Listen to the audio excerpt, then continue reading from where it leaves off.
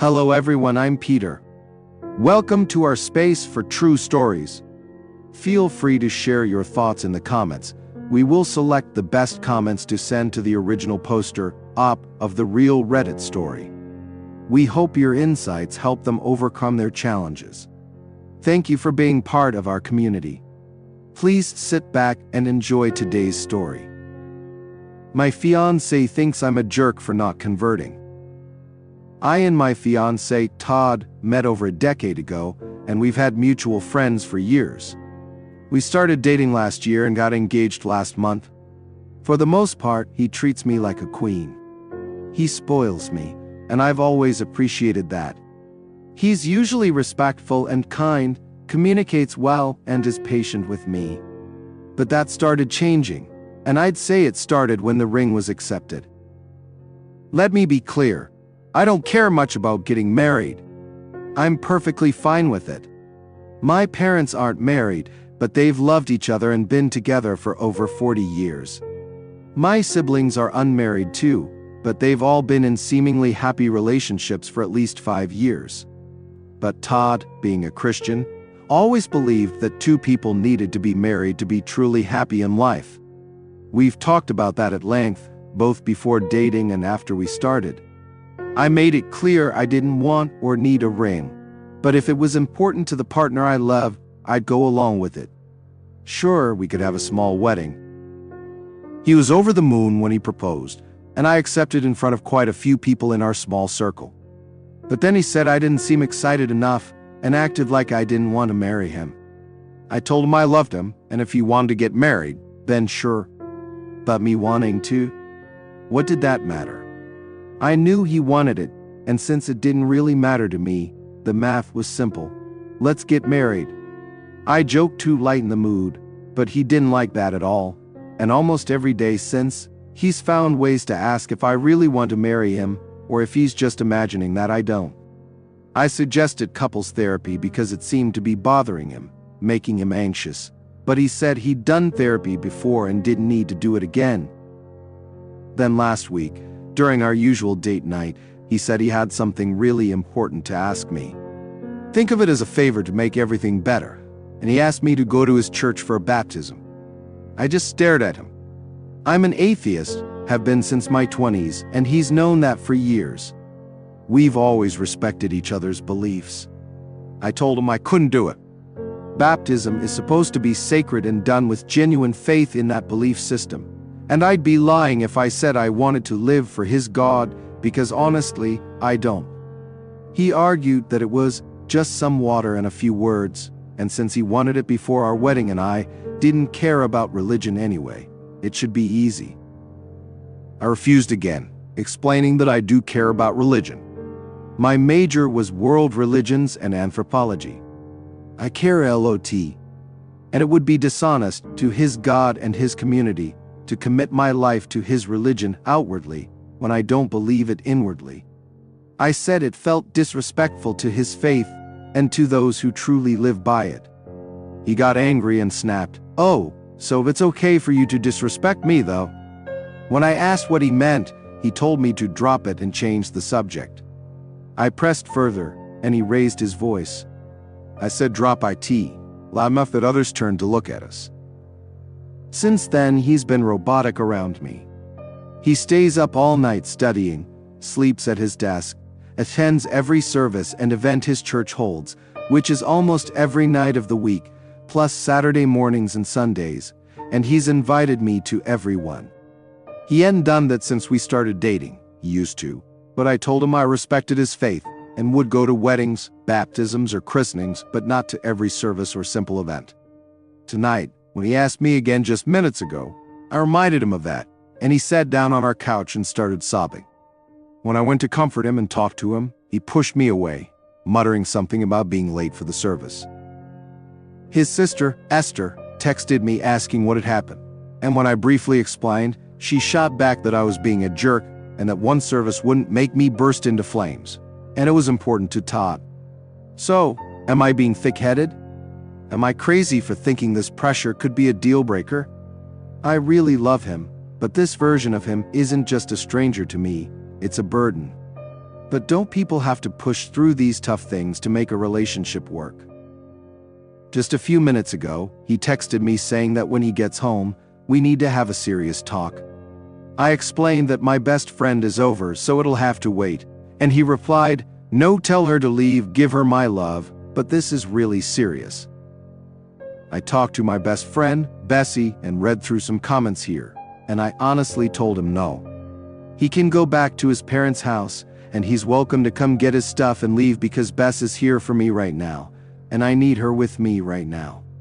He hasn't responded yet. He's never raised a hand to me. He never would, and if not because he's not that kind of guy, then at least because I'm ex-military. So are both of my parents.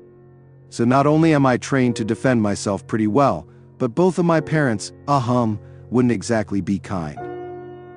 Plenty of people raise kids. I can't get pregnant. I used to want kids, but then this happened. So now I'm okay with the idea of not having any. He said he was fine with that too, and we've talked about being dog rescuers instead. My family loves him. My dad, a pastor, loves the guy. But no, I haven't told him about this yet. Update. Last week, I posted about an issue between me and my fiancé, Todd. Despite respecting each other's beliefs up until now, he's Christian, and I'm atheist, but now he wants me to get baptized. Things blew up, and he stormed out, so I called my BFF for support, because I was pretty upset and emotional. I've done so much thinking, and Bess, my best friend, and so many of you have helped me see that this relationship either needs major changes, or it needs to end. That makes sense. But logic is hard to hold on to when you're in pain. I thought I knew he wouldn't change anything for me. That night I texted him that he needed to go back to his parents' place, the house we're living in is mine, and that I needed space. Turns out, he and his sister must have told his parents some alternate version of events because they all showed up that night. All of them. His mom, dad, Sister Esther, and him. He had a key, so he just walked in while Bess and I were drinking wine on the couch, watching Netflix. I asked him what he was doing here, and his family stepped in behind him. I asked what was going on. The way he looked at me was indescribable, but his mom pushed past him and pulled me into this overly aggressive hug. She said they were here to talk as a family, to have a family intervention. Then she turned to Bess and told her she needed to leave. Bess refused. His mom turned to me, demanding that I make Bess leave. I refused. It was late, and I wasn't in the mood to talk about anything. Please leave. It turned into passive-aggressive protests about how I wouldn't take guidance from the man I was planning to marry. His parents, his dad's a pastor, sat me down to tell me what felt like a scripted story about how I was acting like a child and needed to be an adult, and that kicking a man out for doing the right thing was a tantrum. His dad even said he was disappointed in me and would tell my dad, also a pastor, about this. Honestly, I was numb through about 85% of this, and then eventually, maybe because of the wine, I started laughing and told them all to get out. His dad refused, called me immature, and suggested I seek counseling. I told him this was my house, and I'd call the police and have them all thrown out. That was the first time I'd ever cursed in front of them. Pearls were clutched. I was called trash. And Bess had her phone out like, "All right, I'm calling the cops. She's asked you to leave."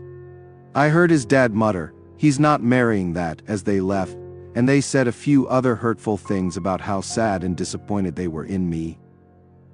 They left. Todd packed his bags and went with them. He keeps texting me, inviting me to services. "It'll help you," saying he cares about me and the path I'm choosing. That his parents aren't sure he should marry me, but he loves me and wants what's best for me. I've told him I need space and to leave me alone, but he keeps texting. I said the wedding is postponed, and on Sunday when I came home from running errands, he was sitting on my porch crying.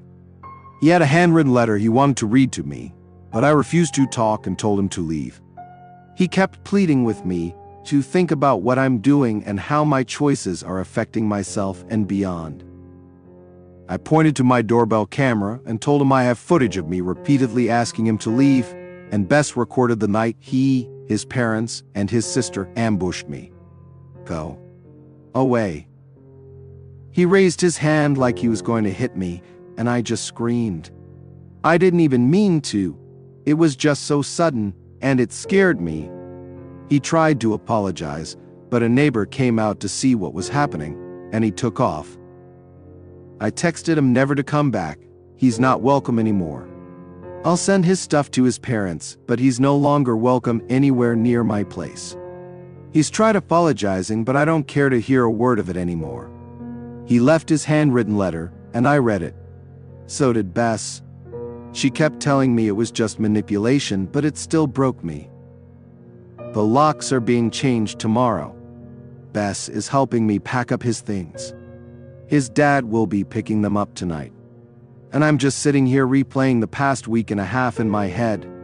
I know it's pathetic, but I'm shattered. I haven't really slept, and I feel like I'm not even in my body anymore, just going through the motions. Bess is staying with me.